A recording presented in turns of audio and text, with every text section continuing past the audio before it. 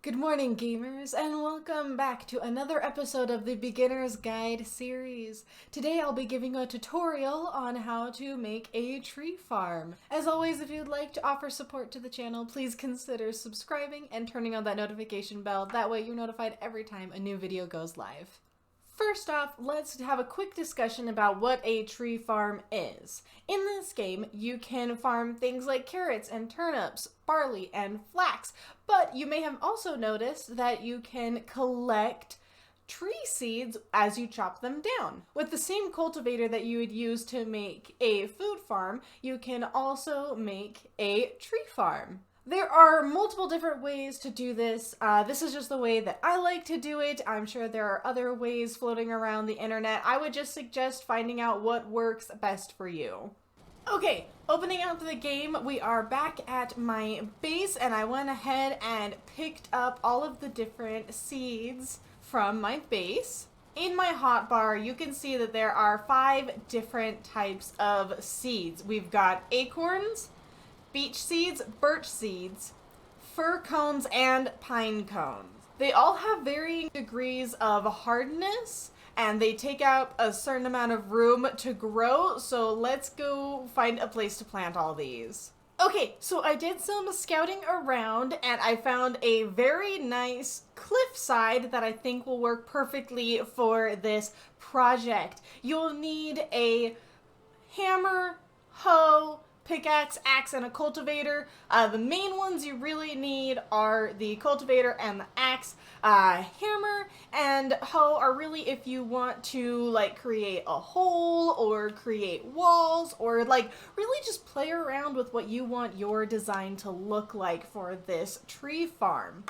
The hill that you choose can be man-made or natural. Just try to find the steepest incline that you can.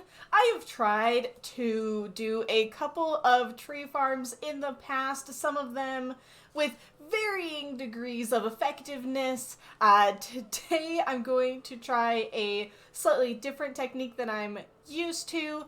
Hopefully we'll be able to get something a little bit more successful. So this one I'm going to attempt to build kind of a wall, but that makes it so that they can't go out and roll away from each other. So I'm in cheats right now. You could do this with or without cheats, but for the purposes of this video, I'm just going to be using some very simple cheats.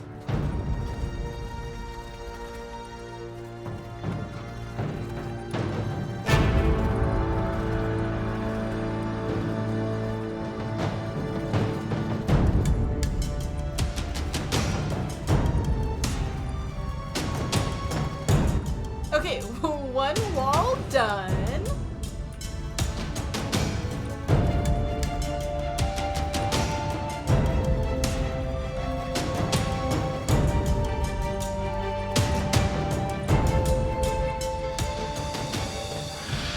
Okay, so here are my walls. This is kind of the grid of which I'm going to be placing all of my saplings. After trial and error, I would recommend not placing them too close together. You really want that momentum to allow them to fall. In the cultivator menu, you can see that you've got all of your regular farming foods, but then we've also got all of these saplings. And when you plant the saplings, you actually don't need any cultivated ground. So while you're tearing down a forest, you can also be replanting at the same time. I've played around with what trees should go towards the top.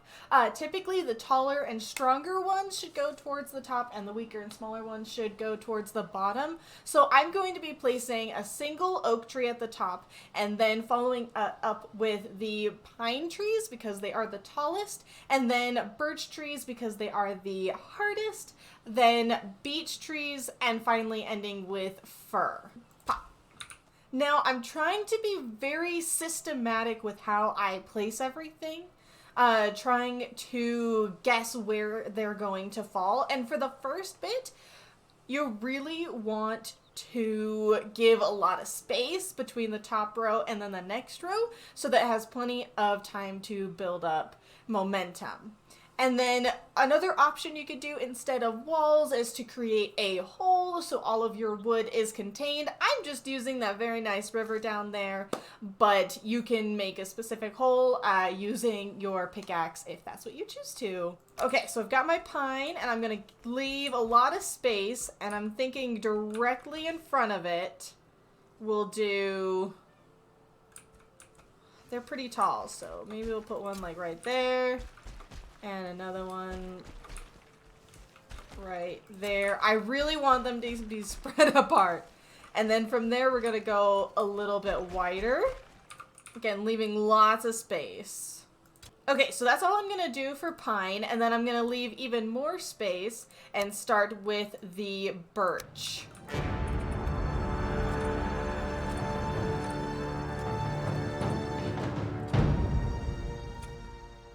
Oh, okay. So, as you can see, this birch tree has turned brown because it needs more room to grow. So I'm going to take my pickaxe and destroy this rock so that it has ample room to grow. Same thing with this one. And now they're healthy. Okay, so leaving some more space again, I'm going to start placing down my beech trees. And then lastly, I'll finish off with a couple fir saplings. This is just if you have extra fir cones lying around, because fir gives you the exact same kind of wood as beech trees, and beech trees are easier to get because they're in the meadows and not the black forest. But you do get hardwood from birch trees and core wood from pine trees. And I'm going to take out this rock just so that it doesn't prevent any of the trees from rolling. But there we've got the basic layout of how my tree farm will look. You can make this as big or as small as you want to accommodate your needs. Unfortunately, the next step is just to wait. I calculated that to get all of the trees grown, you probably need about 5 in-game days. Some of the trees grow a little bit faster and will only take 3, but the oak tree that takes the longest will take about 5 days. Okay, all of my trees have grown, as you can see. So, fingers crossed it works! So this is the most fun and the most dangerous part. So when you're chopping down these trees, especially if you're not using cheats, you will die. The tree is going to fall on your head, you will take damage, and you will die. So I highly recommend being very careful. I have died many a times from having a tree fall on my head. So you've officially been warned. But let's start by chopping down this oak tree, and theoretically, it's gonna fall down and take out those trees, and it'll have like a domino effect.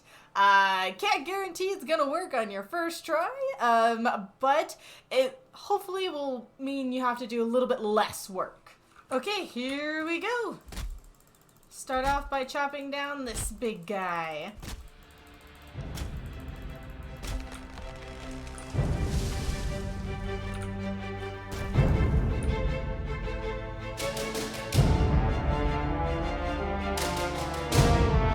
So as you can see, we can already get some trees falling down all on their own.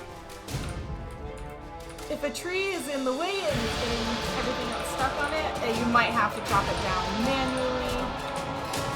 And see how that wall was able to help contain the tree a little bit better.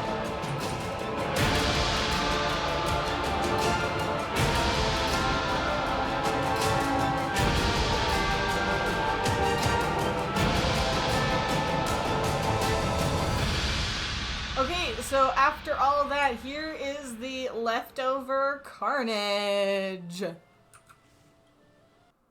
And there you have it. That was probably one of my best attempts at a tree farm. Of course, you have to make tweaks, and you probably will still have to do a little bit of chopping, but this way you can get a lot of wood for minimal effort and a couple days of sleeping. If you have any recommendations how other people can alter their tree farms to make them even more efficient, please leave those down in the comments below. And if you enjoyed this video or thought it was helpful, please leave it a like. Thanks so much for tuning in. I'll see you next time.